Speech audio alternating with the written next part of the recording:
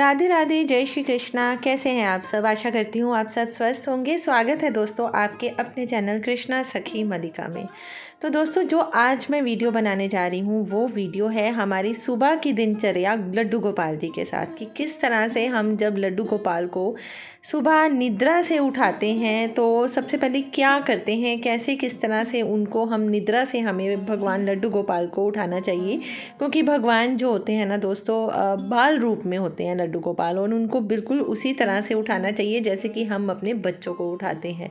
तो किस तरह से करना चाहिए, तो वही उसी की तरह से। और क्या उनको सुबह सुबह जैसे कि मैं उठाती हूँ, क्या उनको भोजन देती हूँ सबसे पहले खाने को, वो भी मैं आपको बताऊँगी। तो सबसे पहले देखिए, ये है मेरे लड्डू गोपाल जिनको मैंने रात में निद्रा में सुला दिया था, शयन करवा दिया था, सुला दिया था। तो देखिए, मैंने उनके सारे जो गहने वगैरह थे, जो भी आभूषण थे ना, रात को सभी उतार दिए थे ताकि उनको किसी भी तरह की कोई दिक्कत ना आए, किसी तरह की भी उनको कोई गहने वगैरह चुभे ना।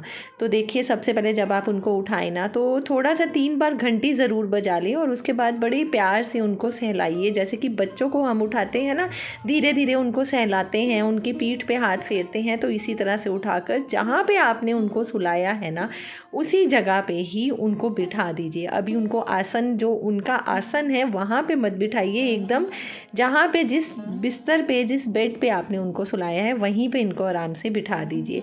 कुछ देर उनको प्यार कीजिए, सहलाइए, और उसके बाद उनको ना जो उनके आभूषण है वो डाल दीजिए थोड़े थोड़े, ताकि वो उनको तैयार हो सके।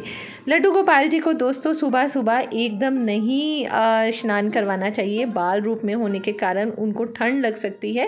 देखिए दोस्तों, वैसे तो ये भगवान है, भगवान को ठंड, गर्मी, धूप, छाँव का कोई फ़र्क नहीं पड़ता, तो कि भगवान ने ही सब कुछ बनाया। लेकिन ये सब हमारे मन के भाव होते हैं। जैसे कि हम कहते हैं ना, भगवान भोजन तो खाते नहीं है, तो हम भोग क्यों लगाएं?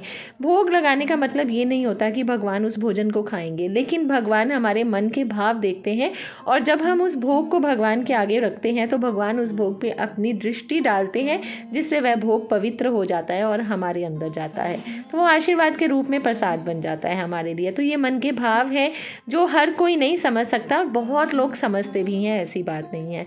तो दोस्तों, अब भगवान को हमने स्नान करवाना, जो स्नान करवाना है वो अभी नहीं करवाना है। सुबह मैं लड्डू गोपाल जी को 5:30 से 6 बजे के बीच में उठा देती हूँ। उसके बाद मैं इनको तैयार कर देती हूँ, जो इनके आभूषण है, जिस तरह से इनको वस्त्र होते हैं वो उस तरह से पहना देती हूँ। कई बार तो मैं उनको नाइट सूट भी पहना देती हूँ, कई बार इसी तरह से उनकी ड्रेस में सुला देती हूँ। उसके बाद 10-15 मिनट बाद, मैं थोड़ी देर के बाद मतलब, मैं इनको इनके आसन पे विराजमान कर देती हूँ। और जो मैं इनको खाने को देती हूँ ना सुबह 6 बजे, वो आप देख लीजिए। सबसे पहले तो मैं तुलसी दल से युक्त जल देती हूँ। जल बहुत ठंडा भी नहीं देना है, तो कि मौसम बदल गया है, तो नॉर्मल आप जल दे सकते हैं, जिसमें तुलसी डाल दीजिए। और उसके बाद दूध दीजिए, गर्म दूध दीजिए, जैसे कि गुनगुना दूध होता है, जैसे कि हम पीते हैं अपने लिए गुनगुना दूध, बहुत गर्म भी नहीं, बहुत ठंडा भी नहीं। उसमें भी तुलसी दल ज़रूर डाल दीजिएगा। और साथ में ना थोड़ा सा मैं ड्राई फ्रूट रख देती हूँ, कई बार काजू रख देती हूँ, कई बार मैं बादाम रख देती हूँ, किशमिश रख देती हूँ, सौगी रख देती हूँ। मतलब जो भी आपका, पिस्ता अगर है तो पिस्ता रख दीजिए, जो आपके पास है आप वो रख सकते हैं। और मतलब सूखा मेवा जैसे कि होता है ना, आप उनको भगवान को ज़रूर अर्पित कीजिए। सबसे पहले दूध का भोग लगाइए, और दूध का भोग लगाने के बाद लड्डू गोपाल जी को आप बादाम का भोग लगाइए। और ये सब कुछ भोग जो है दोस्तों, आप तुलसी दल से युक्त रखिएगा, तुलसी दल डाल के रखिएगा, क्योंकि भगवान तुलसी दल के बिना कभी भी कोई भी जो भोग है ना उसको स्वीकार नहीं करते हैं।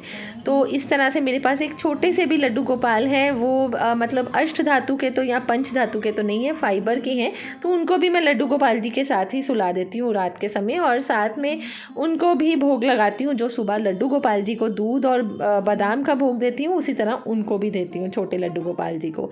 तो इस तरह से दोस्तों हमें भगवान को जगाना चाहिए। उसके बाद हमें भगवान की आरती ज़रूर करनी चाहिए। तो आरती देसी घी के दीपक की मैं करती हूँ। ये सुबह सुबह का ही समय है 6 बजे का, जिसमें मैं आरती की शुरुआत कर रही हूँ। साथ में धूप रखती हूँ, और साथ में धूप जगाने के बाद उनकी आरती करती हूँ। और भगवान राधे कृष्ण जी की आरती करती हूँ, माता रानी की आरती करती हूँ। लेकिन सबसे पहले मैं गणेश जी की आरती से ही इन सब की शुरुआत करती हूँ, क्योंकि सबसे पहले परम पूज्य हमारे, जो भी हम शुभ कार्य करते हैं ना, परम पूज्य हमारे गणेश जी होते हैं। तो गणेश जी की आरती से शुरुआत कीजिए, और उसके बाद आप लक्ष्मी नारायण जी की, राधे कृष्ण जी की, या लड्डू गोपाल जी की, या उसके बाद माता रानी की भी आरती कीजिए। तो इस तरह से आरती करने के बाद भगवान को आप आरती भी दीजिए और उसके बाद जो आरती की उष्णता भगवान को जाएगी, उसके बाद वो आरती की उष्णता को आप स्वयं के ऊपर भी धारण कीजिए और भगवान से प्रार्थना कीजिए कि हे भगवान, हमारे घर में सुख, शांति, समृद्धि, खुशहाली और बरकत सदैव बनी रहे। तो इसी तरह से दोस्तों ये मेरी एक छोटा सा नियम है जो मैं सुबह उठ के करती हूँ और आशा करती हूँ आपको मेरा ये नियम भी पसंद आया होगा और अगर आपको भी इसमें से कुछ अच्छा लगे तो ज़रूर अपनाइएगा। तो दोस्तों मिलती हूँ मैं कल एक नई वीडियो के साथ। तब तक के लिए राधे राधे, जय श्री कृष्णा।